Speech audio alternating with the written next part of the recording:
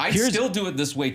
I still do it this way today. If I was going to film something, I would still film it in a way where I have, backup plan. No, it's very smart because like, just so the audience kind of understands too, like what Scott is talking about is he's talking about like from a customer point of view. Yeah. You're talking about from a filmmaking point of view, which you had that ability, really talented, which is very rare, but from a marketing point of view, like they had customers. So Alcatel was making phones, but they also had a customer, which was Cricket, T-Mobile, Verizon. These were customers that they had to give them marketing materials so people would buy their phone. Well, to sell it in. To sell it in even. Yeah, it was part of selling in their phones.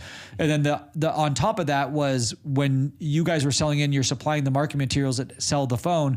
So that is all part of it. Cost savings for their customer. Yeah, they're passed through to have marketing assets. materials. So like what Scott is getting at, so from a marketing point of view, if he's going to go spend money on a shoot, like if you were going to spend $100,000 or $80,000 at the time, I think the most we spend on a shoot at the time would be like a 2-day shoot for $80,000. If we were to do something like that, we're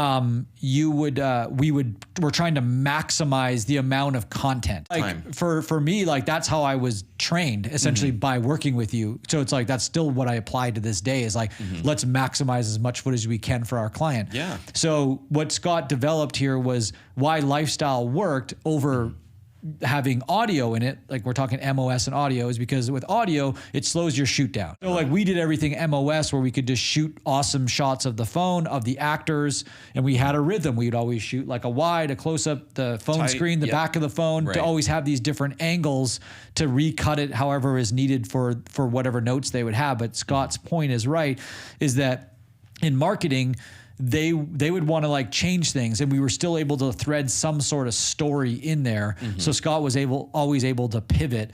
And I think that was like the biggest reason of our success was the fact that we were able to do shoots less than an agency.